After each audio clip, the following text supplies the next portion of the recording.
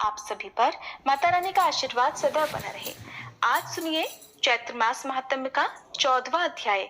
इससे पहले के अध्याय में आपने सुना था कि किस प्रकार भगवान श्री विष्णु देवताओं को दैत्यों का वध करने का सुझाव दे रहे थे। इसी क्रम में अब आगे सुनिए। भगवान श्री विष्णु देवताओं से कहते हैं, पूर्व समय की बात है, मुझे भी मधु और कैटब के साथ अत्यंत भयंकर युद्ध करना पड़ा था। 5000 वर्षों तक युद्ध होता रहा, तब वे मारे गए। उस समय मैंने इन परम प्रकृति भगवती जगदम्बा की ही स्तुति की थी। अत्यंत प्रसन्न होकर इन्होंने मधु और कैटब को मोहित कर लिया था, तब जाकर मैं उन्हें मार सका। भगवती के माया जाल में पड़े हुए ये दानव बड़े महाभिमानी थे। उनकी भुजाएं बड़ी विशाल थी। देवताओं, उसी तरह आप लोग भी भावना पूर्वक प्रकृति देवी की निरंतर उपासना करो।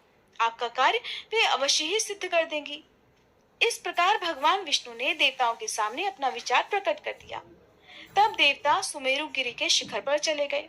पारिजात के वृक्ष उस शिखर की शोभा बढ़ा रहे थे। उस एकांत स्थान में बैठकर देवताओं ने जप, तप और ध्यान आरंभ कर दिया।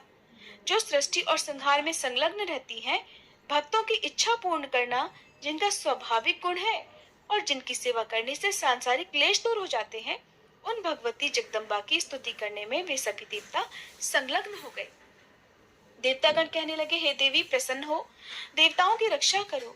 वृत्तासुर द्वारा हम अत्यंत दुखी हैं। उसने युद्ध के मैदान में हमें बहुत कष्ट पहुंचाया है। दीनों का दुख दूर करने वाली हे देवी, आप परमार्थ स्वरूपा हो। देवता सदा से ही आपके चरण कमलों की छत्र छाया में आश्रय पा चुके हैं, इसलिए आप अखिल विश्व की जननी हो। इस समय प्रबल शत्रु हम पर आक्रमण किए हुए हैं। ऐसी स्थिति में अपने पुत्र की तरह आप हमारी रक्षा करो। त्रिभुवन में कोई भी ऐसी बात नहीं है जो आपको ज्ञात ना हो। फिर असुरों द्वारा संतप्त देवताओं की आप उपेक्षा क्यों कर रही हो? देवी, इस चराचर त्रिलोकी का सृजन केवल आपके ही ऊपर निर्भर है। अगर पुत्र साक्षात अपराधी ही क्यों ना हो, फिर भी अगर वे कष्ट पा रहे हो, तो एक माता का कर्तव्य है कि उन्हें बचा ले। और ये नियम तो हे माते आपका ही बनाया हुआ है। हमने तो कोई भी अपराध नहीं किया और हम आपके चरण कमलों के आश्रय में पड़े हुए हैं, फिर भी आप हमारी रक्षा क्यों नहीं करती? करुणा करने वाली देवी, क्यों आप हम पर दया नहीं करती? व्यास जी कहते हैं, राजन, इस प्रकार देवताओं की स्तुति करने पर भगवती जगदम्बा सुंदर रूप धारण करके उनके सामने ही प्रकट हो गई। उनके शरीर को सभी आभूषण विभूषित कर रहे थे। पाश, अंकुश और अभय मुद्रा से संपन्न उनकी 4 भुजाएं थी। किंकणियों से शब्द हो रहे थे। रेशमी सूत्रों से बंधा हुआ कटिभाग अत्यंत मनोहर जान पड़ता था। कोयल के समान मधुर उनकी बोली थी। उनके पैर में घुंघरू बज रहे थे। खंड चंद्रमा जिसे सुशोभित कर रहा था, ऐसा मुकुट वे मस्तक पर धारण किए हुए थी। उनका मुख कमल मंद मुस्कान से भरा हुआ था। उनके 3 नेत्र अनुपम छवि बढ़ा रहे थे। उनके प्रायः सर्वांग पारिजात के पुष्पों से ढके हुए थे। वे लाल रंग के सुंदर वस्त्र धारण किए हुए थी। उनका शरीर रक्त चंदन से चर्चित था। दया की समुद्र वे देवी प्रसन्न होकर हंस रही थी। समस्त श्रृंगार उनके श्री विग्रह को सुशोभित कर रहे थे। देवता सामने खड़े हुए भगवती की ऐसी झांकी पाकर उन्हें प्रणाम करने लगे। तब जगदम्बा ने उन देवताओं से कहा, हे देवतागणों, मुझे बताओ, आपके सामने कौन सा कठिन कार्य उपस्थित है? तब देवता बोले, हे देवी, देवताओं को अत्यंत दुख देने वाले इस प्रबल शत्रु वृत्तासुर को मोहित करने की व्यवस्था कीजिए। इसकी बुद्धि पर आप ऐसा पर्दा डाल दीजिए कि ये देवताओं के प्रति विश्वास करने लगे और हमारे शस्त्रों में इतनी शक्ति आ जाए जिससे ये शत्रु मारा जा सके। व्यास जी कहते हैं, राजन, बहुत अच्छा, ऐसा ही होगा। ऐसा कहकर भगवती जगदम्बा वहीं अंतर्ध्यान हो गई।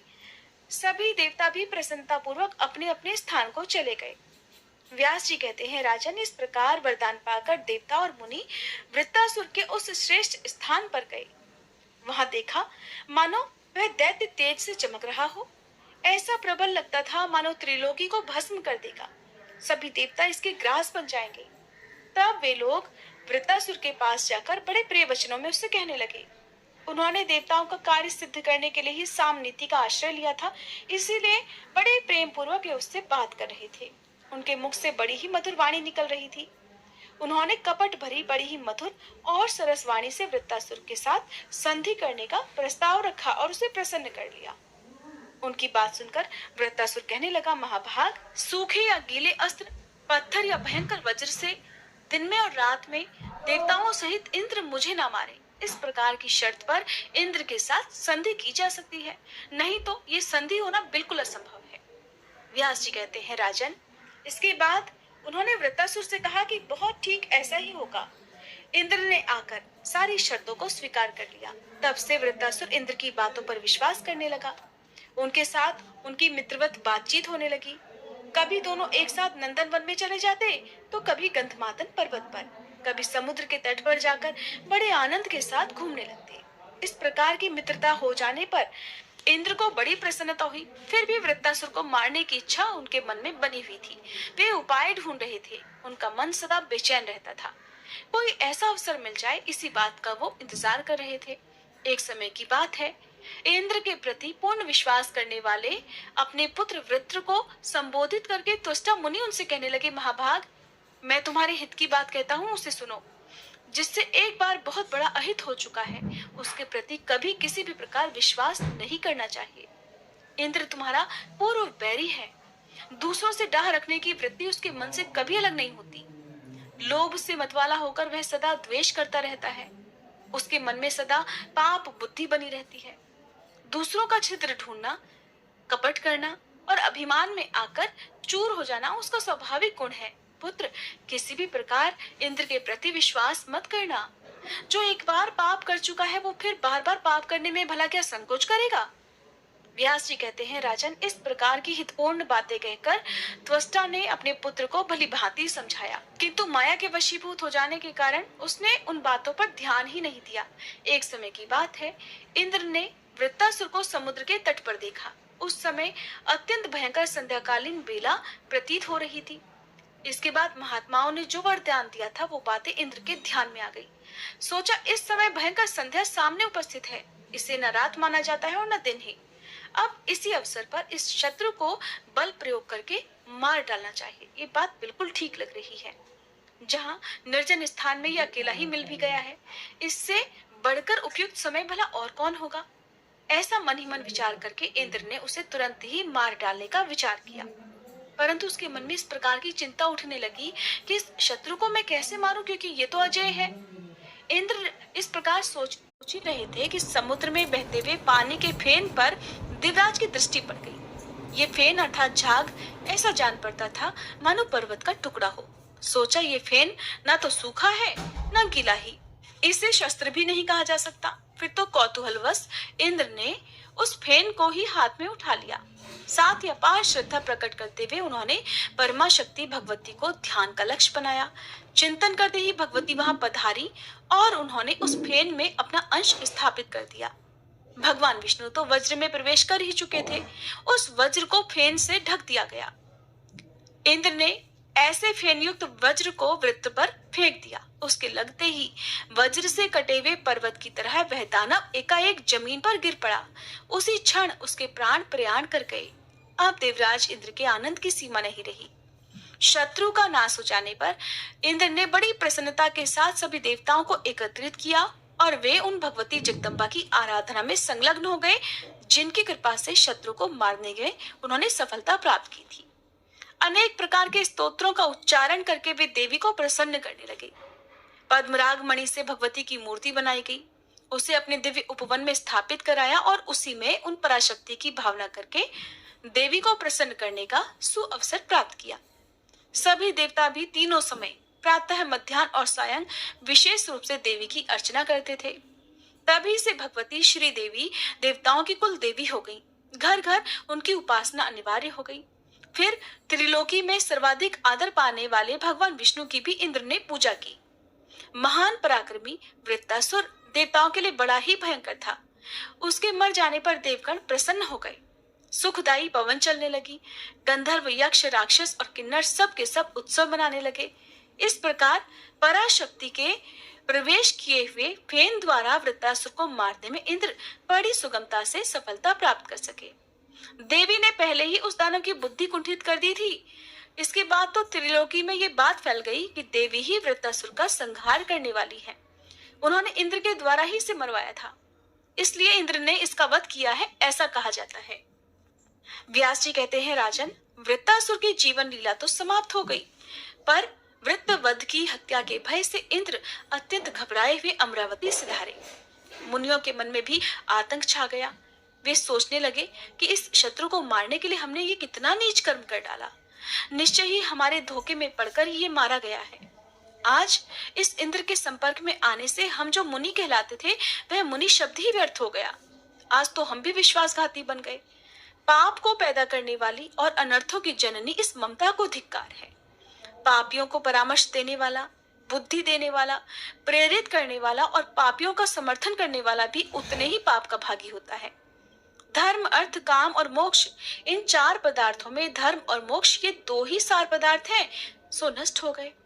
इस प्रकार की मानसिक चिंता से अत्यंत संतप्त होकर वे मुनि लोग भी अपने आश्रम पर चले गए।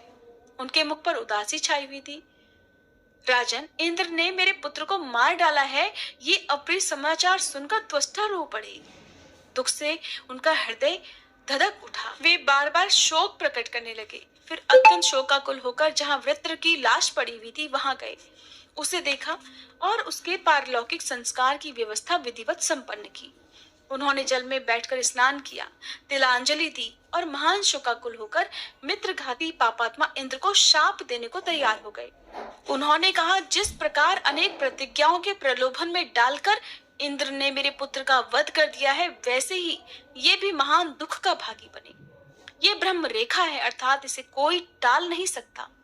इंद्र को ऐसा शाप देकर अत्यंत दुखी हुए त्वष्टा सुमेरु पर्वत के शिखर पर चले गए और वहीं रहकर उन्होंने महान दुष्कर तपस्या आरंभ कर दी। राजा जन्मेजय ने पूछा, पितामह, वृत्र का वध करने के बाद इंद्र की क्या दशा हुई? आगे वे दुखी भोगते रहे या कभी उन्हें सुख का अवसर भी प्राप्त हुआ? मुझे ये प्रसंग बताने की भी कृपा करें।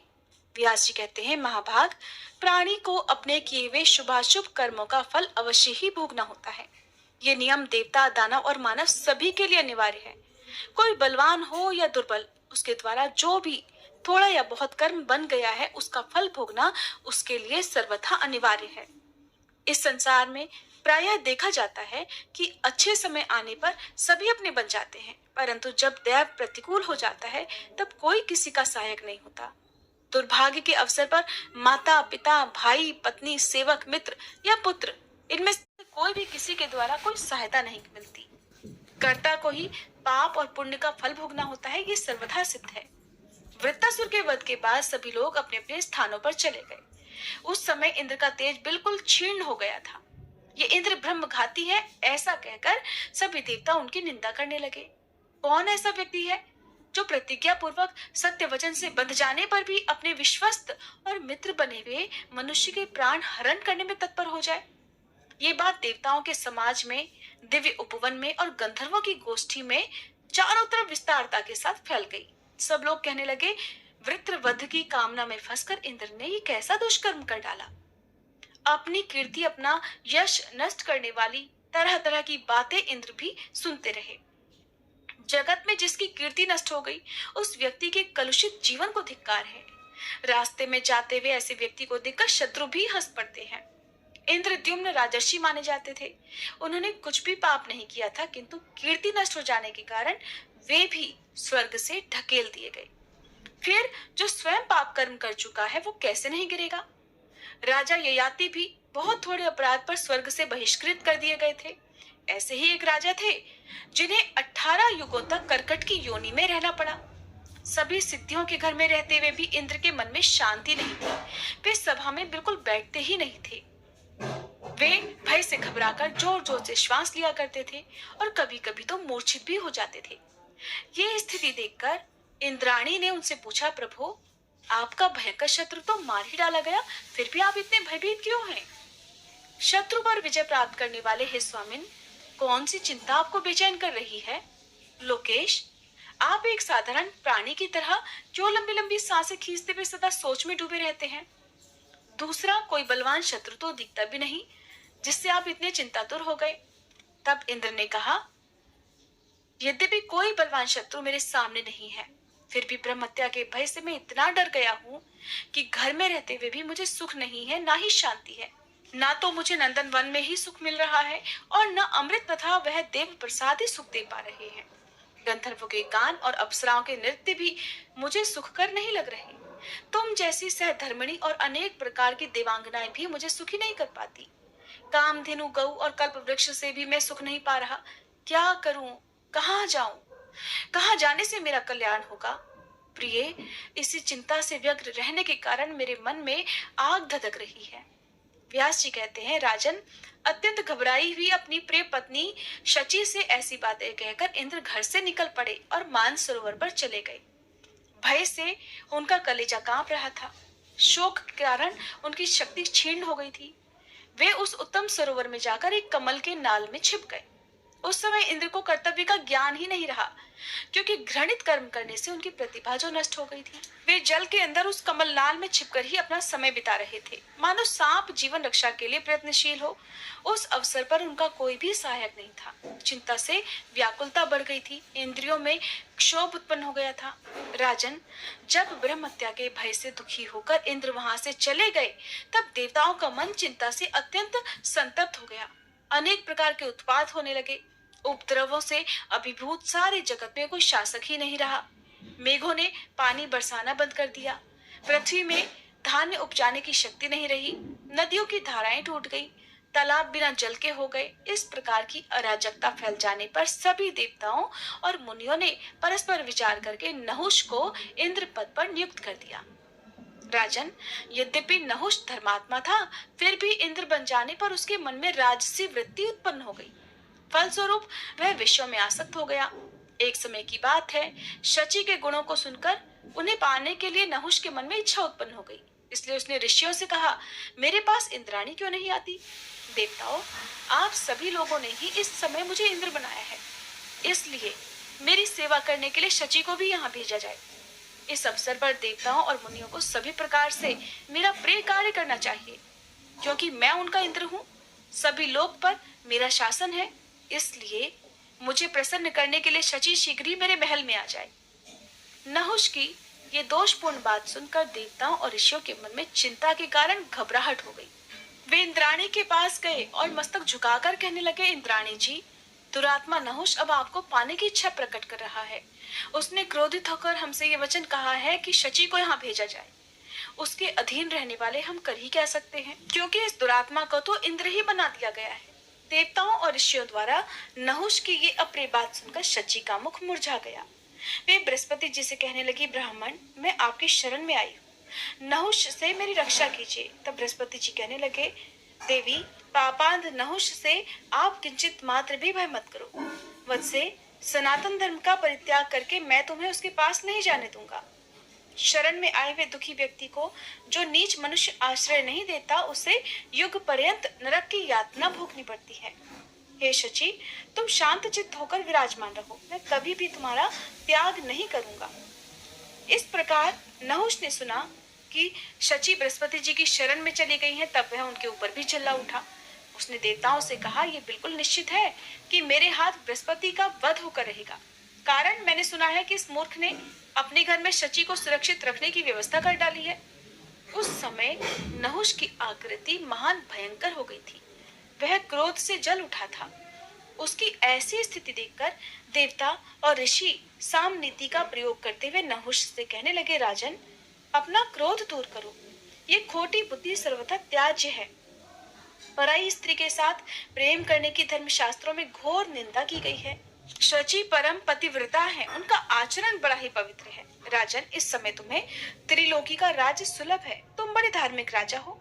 अगर तुम जैसा राजा धर्म से विचलित हो जाएगा तो निश्चय है कि प्रजा भी नष्ट भ्रष्ट हो जाएगी। राजा को चाहिए कि सभी प्रकार से सदाचार का पालन करे। किंतु नहुष ने कहा, देवताओं, शची मेरे पास आ जाए और ऐसा करने से तुम्हारी तो बड़ी भलाई होगी ही, वो भी परम सुखी हो जाएगी। अगर ऐसा नहीं होगा तो फिर मेरी अशांति का शमन नहीं हो सकता। ये मैं तुम्हारे सामने बिल्कुल सच्ची बातें कह रहा हूँ। तब बृहस्पति जी ने शची की रक्षा हेतु भगवती जगदम्बा की स्तुति की। स्तुति से प्रसन्न हुई जगदम्बा ने उन्हें भगवान विष्णु की शरण में जाने के लिए कहा। राजन, कर्तव्य निश्चित हो जाने पर वे परम प्रभु भगवान विष्णु के धाम में गए और उनकी स्तुति करने लगे। आदिदेव भगवान विष्णु अखिल जगत के स्वामी हैं। शरण में आए हुए व्यक्ति पर कृपा करना उनका स्वभाव ही है। अपनी वाणी व्यक्त करने में परम कुशल देवताओं ने अत्यंत उदास होकर उनसे कहा कि भगवान, देवराज इंद्र ब्रह्म हत्या के दुख से अत्यंत दुखी होकर कहीं अन्यत्र कालक्षेप कर रहे हैं। हम पर घोर संकट आ गया है, इससे आप हमारी रक्षा करें, साथ ही इंद्र ब्रह्म हत्या से मुक्त हो जाएं। इसका उपाय भी आप बतलाने की कृपा करें।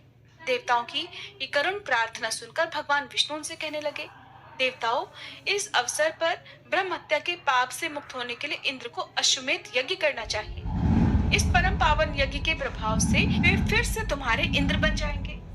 ये अश्वमेध यज्ञ भगवती जगदम्बा को संतुष्ट करने के लिए एक अचूक साधन है। यह निश्चय है कि इस यज्ञ से संतुष्ट होकर भगवती जगदम्बा ब्रह्म हत्या प्रभृति सारे पापों को नष्ट कर देंगी और इंद्राणी भी नियम पूर्वक भगवती जगदम्बा की आराधना में लग जाए। भगवती जगदम्बा कल्याणमयी हैं। इनकी आराधना करने पर सुखी होने में कोई संदेह नहीं है। देवताओं, अब अपने ही किए हुए पाप से नहुष का बहुत शीघ्र ही संहार हो जाएगा। इंद्र भी अश्वमेध यज्ञ के प्रभाव से पुण्यात्मा बनकर अपनी संपत्ति प्राप्त कर लेंगे। उन्हें अपना सर्वोत्तम आसन पुनः सुलभ हो जाएगा। अमित तेजस्वी भगवान विष्णु की ये पवित्र वाणी सुनते ही बृहस्पति जी को अपना अगुआ बनाकर सभी देवतागण उस अविगत स्थान को चले गए जहाँ इंद्र कालक्षेप कर रहे थे, अर्थात छुपे हुए थे। उन्होंने वहां पहुंचकर इंद्र को आश्वासन दिया और सर्वोत्तम यज्ञ कराने की समुचित व्यवस्था भी की। उस यज्ञ के संपन्न हो जाने पर भगवान श्री पधारे और उनके द्वारा ब्रह्मत्या को विभाजित करके वृक्षों, नदियों, पर्वतों और स्त्रियों पर फेंक दिया गया। यो ब्रह्मत्या से मुक्त होकर इंद्र पुनः शुद्ध हो गए। यद्यपि उनकी चिंता शांत हो गई थी, फिर भी अपने अच्छे दिनों की प्रतीक्षा करते हुए वे जल में ही ठहरे रहे और एक कमल का नाल उनका वहां पर आश्रय बना हुआ था। कोई भी प्राणी उन्हें नहीं देख सकता था, इसलिए इंद्राणी के दुख का अंत ही नहीं हुआ। तब इंद्र के विरह में व्याकुल होकर वे बृहस्पति जी से पूछने लगी, महाराज, अश्वमेध यज्ञ कर चुकने पर भी मेरे पतिदेव सामने क्यों नहीं आते? मैं अपने उन प्राणनाथ को कैसे देखूंगी? इसका उपाय मुझे बताने की कृपा करें। बृहस्पति जी कहने लगे, देवी, अब तुम कल्याण स्वरूपिणी भगवती जगदम्बा की आराधना करो। उन्हीं की कृपा से तुम्हारे पुण्यात्मा पतिदेव सामने आ सकेंगे। तुम्हारे द्वारा सुपूजित होने पर भगवती जगदम्बा नहुष की शक्ति कुंठित कर देंगी। भगवती के प्रयास से मोहित होकर वह नरेश इंद्र पद से च्युत हो जाएगा। राजन, बृहस्पति जी के इस प्रकार कहने पर इंद्राणी ने उनसे मंत्र का पूर्ण ज्ञान प्राप्त कर लिया तथा पूजन की विधियां भी समझ ली। यों गुरु के अनुग्रह से मंत्र का ज्ञान हो जाने पर शची ने भगवती भुवनेश्वर की सभी प्रकार से आराधना आरंभ कर दी। उस समय इंद्राणी पूर्ण तपस्विनी बन गई थी। उन्होंने अन्य प्रकार के सभी भोगों का त्याग कर दिया था। अपने प्राणनाथ के दर्शन की इच्छा से देवी पूजन में ही उनका सारा समय बीतने लगा। कुछ दिनों तक आराधना करने के बाद भगवती जगदम्बा प्रसन्न हो गई और उन्होंने इंद्राणी को साक्षात दर्शन दिए। वरदान देने के लिए पधारी हुई देवी का रूप बड़ा ही मनोहर था और तब देवी मेघ की भांति गंभीर वाणी में इंद्राणी से कहने लगी, सुंदर कटिभाग से शोभा पाने वाली इंद्रप्रिय, अपना मनोवांछित वर मांगो। मैं प्रसन्नता पूर्वक देने के लिए तैयार हूँ, क्योंकि तुमने सभी प्रकार से मेरी आराधना की है। तुम्हें वरदान देने के लिए ही यहाँ पर मैं उपस्थित हुई हूँ। उस समय इंद्राणी भगवती जगदम्बा के सामने हाथ जोड़े खड़ी हुई थी। देवी की आज्ञा देने पर अत्यंत प्रसन्न होकर विराजने वाली उन परमेश्वरी से इंद्राणी ने कहा, माते, पति देव का दर्शन मुझे परम दुर्लभ हो गया है। मैं उसी को प्राप्त करना चाहती हूँ। साथ ही मैं ये भी चाहती हूँ कि पापी नहुष से मुझे बिल्कुल भी भय न रहे और पूर्ववत अपना स्थान भी प्राप्त हो जाए।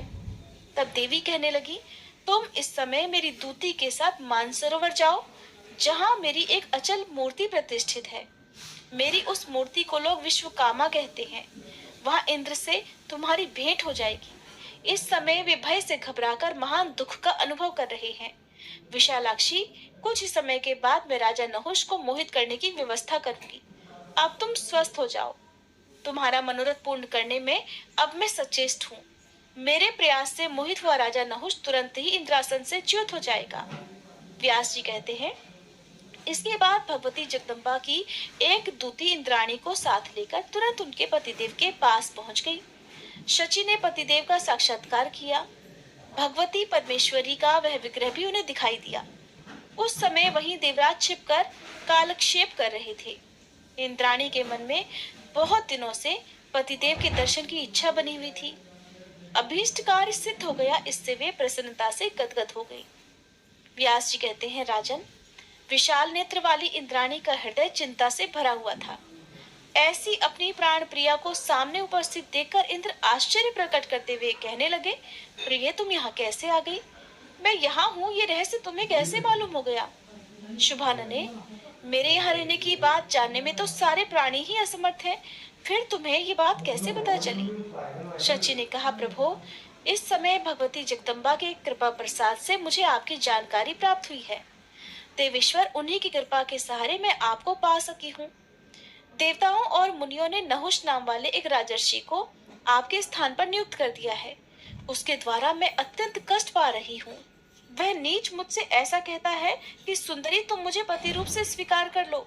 मैं ही देवताओं का अध्यक्ष इंद्र हूँ। पतिदेव, अब मैं क्या करूँ?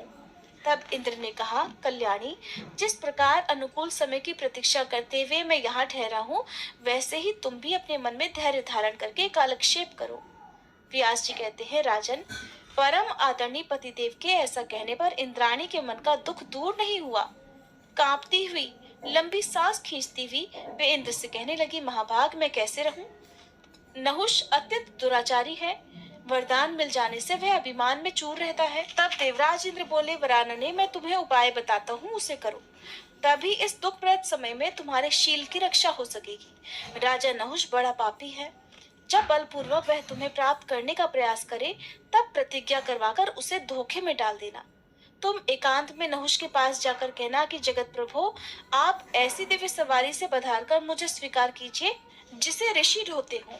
ऐसा होने पर मैं प्रसन्नता पूर्वक आपके वश में हो जाऊंगी, क्योंकि मैं इसी प्रकार का नियम बना चुकी हूँ। उस कामांध राजा द्वारा मुनि लोग पालकी ढोने में नियुक्त किए जाएंगे। ऐसी स्थिति में यह निश्चित है कि उन तपस्वियों के शाप से नहुष जलकर भस्म हो जाएगा। इस काम में भगवती जगदम्बा तुम्हारी सहायता करेंगी, और भगवती जगदम्बा को स्मरण करने वाला व्यक्ति कभी भी संकट में नहीं पड़ सकता। अगर कभी दुखदायी समय सामने आ जाए तो यही समझना चाहिए कि इसमें भी हमारा ही कल्याण है। इसलिए तुम मणिपर्वत पर विराजमान रहने वाली भगवती भुवनेश्वर की सभी प्रकार से आराधना में लीन हो जाओ और बृहस्पति जी के कहे अनुसार उनका पूजन करती रहो। इंद्राणी ने देवराज इंद्र के कहे अनुसार वैसा ही किया और नहुष से भी अपनी इच्छा प्रकट की, जिसे सुनकर नहुष ने सभी मुनियों को बुलाकर उनके सामने अपनी बात रख दी और कहा, विप्रो, अब इंद्र कहलाने का सौभाग्य मुझे प्राप्त है। मेरे पास सारी शक्तियां हैं। इस अवसर पर आप लोग प्रसन्नता पूर्वक मेरे कार्य साधन में तत्पर हो जाएं। इंद्र का आसन मुझे मिल गया है, लेकिन इंद्राणी अभी मेरे पास नहीं आ सकी। उसके आने का क्या साधन है, इस विषय में पूछने पर उसने प्रेम पूर्वक मुझसे कहा है कि देवेंद्र, मुनिगण जिस सवारी को चलाए उस पर चढ़कर आप मुझे पाने के लिए पधारिए। इसलिए आदरणीय मुनियों, मेरा ये कार्य अत्यंत कठिन है, पर आप तो बड़े दयालु हैं। मेरा कार्य सभी प्रकार से सिद्ध हो, आप वही करें, क्योंकि शची में आसक्त मेरा मन बिंदास रोल ऑन कर। वैक्सिंग, शेविंग यानी damaged underarms, Nivea due roll on 0% alcohol direct skin पर अप्लाई करो for smooth beautiful underarms. Nivea बिंदास रोल ऑन कर। Let's go. The one, real me. Happy Fizz. Feed the fizz. निरंतर संतप्त है। इस अवसर पर मेरे परम आश्रय केवल आप ही हैं, इसलिए इस महान कार्य को संपन्न करने की अवश्य ही कृपा करें। राजन, उन श्रेष्ठ मुनियों में अगस्त्य जी सबसे प्रमुख थे। दयालु होने के कारण या फिर होनहार वश नहुष की ये खोटी बात सुनकर वैसे ही करने के लिए वो सहमत हो गए। जब उन तत्वदर्शी मुनियों ने शची में आसक्त हुए उस राजा की बात स्वीकार कर ली, तब तो उसके हर्ष की सीमा ही नहीं रही। वह तुरंत एक मनोरम पालकी पर जा बैठा और दिव्य मुनियों को उसे ढोने के लिए नियुक्त करके सर्प सर्प अर्थात चलो चलो कहने लगा। उस समय कामातुर हो जाने से नहुष की बुद्धि भ्रष्ट हो गई थी। उसने अगस्त जी के मस्तक पर अपने पैर से मार दिया। लोपा मुद्रा के प्राणपति अगस्त जी परम श्रेष्ठ तपस्वी माने जाते हैं। वातापी नामक राक्षस उनका भक्ष्य बन चुका है। एक बार वे तो समुद्र को भी पी गए थे। पापी नहुष ने ऐसे सुयोग्य अगस्त जी पर कोड़े से भी चोट पहुंचा दी। इंद्राणी के चिंतन में अत्यंत व्याकुल उस राजा के मुख से मुनियों के प्रति सर्प सर्प अर्थात चलो चलो यही शब्द बारंबार निकल रहे थे। फिर तो अगस्त जी ने क्रोधित होकर नहुष को शाप दे दिया, अरे नीच, तू वन में भयंकर शरीर वाला एक महान सर्प बन जा। इस सर्प योनि में अनेक हजार वर्षों तक तुझे अपार कष्ट भोगने पड़ेंगे। तू शक्ति संपन्न होकर वन में भटकेगा। धर्म के अंश से युधिष्ठिर नामक एक पुण्यात्मा पुरुष प्रकट होंगे, उनसे तेरी भेंट होगी। तब उनके मुख से प्रश्नों के उत्तर सुन लेने के बाद ही तो मुक्त होगा। व्यास जी कहते हैं, इस प्रकार मुनिवर अगस्त जी के शाप दे देने पर राजर्षि नहुष ने उनकी स्तुति की। तुरंत ही उसकी आकृति शाप के प्रभाव से सर्प के समान बन गई और वह स्वर्ग से गिर पड़ा। इसके बाद बृहस्पति जी बड़ी शीघ्रता के साथ मानसरोवर पर गए और उन्होंने वहां के सब समाचार विस्तार पूर्वक इंद्र को सुना दिए। नहुष स्वर्ग से गिर गया इत्यादि बातें सुनकर देवराज के मन में प्रसन्नता छा गई। राजन, नहुष अब धरातल पर चला गया, ये देखकर सभी देवता भी मुनियों सहित उसी मानसरोवर पर इंद्र के पास गए। देवराज को आश्वासन देकर उन्होंने इंद्र को स्वर्ग में ले आने की व्यवस्था भी की। उनके द्वारा बड़े सम्मान के साथ फिर इंद्र स्वर्ग में लौट आए। इसके बाद देवताओं और मुनियों ने उन्हें आसन पर विराजित कर मंगल अभिषेक किया। इंद्र भी अब अपने आसन के अधिकारी बनकर शची के साथ स्वर्ग में विराजने लगे। व्यास जी कहते हैं, राजन, इस प्रकार इंद्र को अत्यंत भयंकर कष्ट सहने पड़े हैं। भगवती जगदम्बा के कृपा प्रसाद से इंद्र पुनः अपने स्थान पर प्रतिष्ठित हुए। राजन, वृत्तासुर के वध से संबंध रखने वाली ये सारी कथाएं मैं तुम्हें सुना चुका। तुमने जिस विषय में प्रश्न किया है वह कथा बड़ी विलक्षण है। जो जैसा कर्म करता है उसके सामने वैसे ही फल आते हैं, क्योंकि अपने किए हुए शुभ या फिर अशुभ कर्म का फल भोगना प्राणियों के लिए अनिवार्य है, इसे कोई नहीं टाल सकता। जय माता दी। आज के अध्याय में बस इतना ही। इसके आगे का वृतांत आप सभी कल के अध्याय में जरूर सुनिएगा।